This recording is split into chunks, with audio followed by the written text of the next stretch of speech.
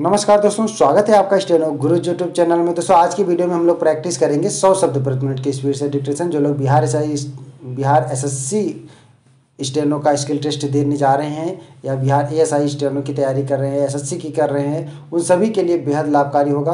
PDF इसका दोस्तों आपको हमारे टेलीग्राम पर मिल जाएगा। टेलीग्राम का लिंक वीडियो के डिस्क्रिप्शन में दिया गया है। अगर आप हमारे लिंक से नहीं जुड़ पा रहे हैं तो गूगल प्ले स्टोर से टेलीग्राम इंस्टॉल करके उसमें स्टेनो गुरुजी सर्च करेंगे तो भी आप हमारे लिंक से जुड़ पाएंगे और सारा पीडीएफ फ्री में डाउनलोड कर पाएंगे। आप हमारे फेसबुक पेज को भी लाइक कर सकते हैं या फेसबुक पेज को ज्वाइन कर सकते हैं। तो आपको जहाँ पे 5 मिनट का स्किल टेस्ट देना है तो आपको तैयारी कम से कम 10 मिनट की करके जाना है, और 80 की टेस्ट देना है तो 100 की तैयारी करके जाएंगे, तभी स्किल टेस्ट आसानी से लिखा जाएगा, कोई दिक्कत नहीं आएगी। बस कॉन्फिडेंस के साथ धैर्य बना के आपको लिखना है। और डेली डिक्टेशन के लिए आप हमारे चैनल को सब्सक्राइब करके साथ में नोटिफिकेशन बेल ऑन रखना, और डिक्टेशन लिखने के बाद अपना बहुमूल्य सुझाव हमें कमेंट बॉक्स में ज़रूर देना, ताकि आने वाले वीडियो में हम और बेहतर कर पाएँ आपके लिए।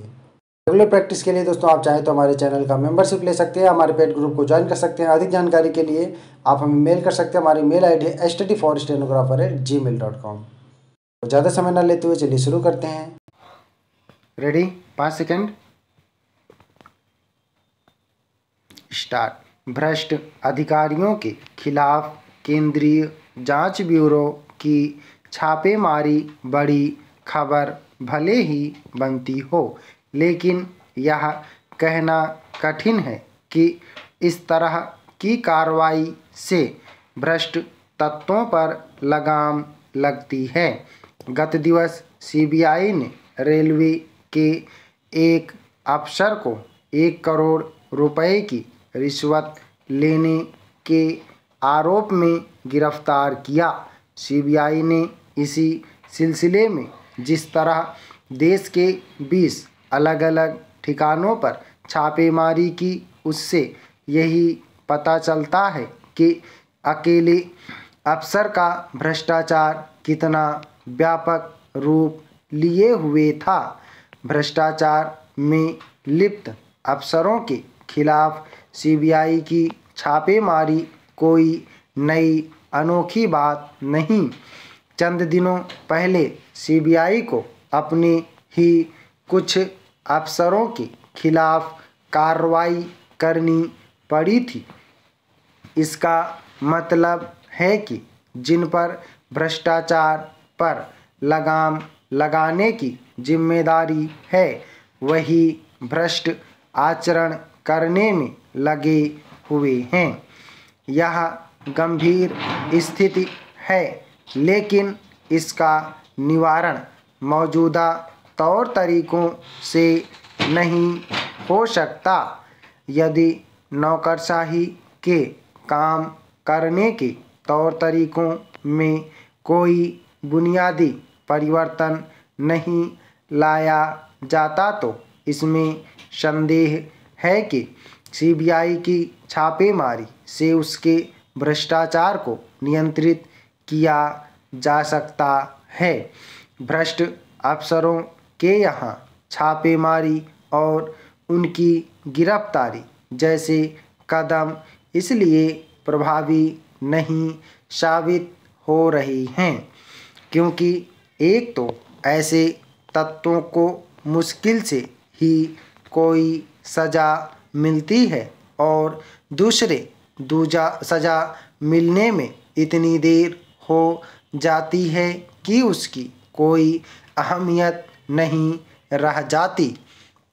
यह सही है कि मोदी सरकार के सत्ता में आने के बाद शासन के उच्च स्तर पर भ्रष्टाचार एक हद तक काबू में आया है, लेकिन अन्य स्तरों पर उसमें कमी आती नहीं दिखती।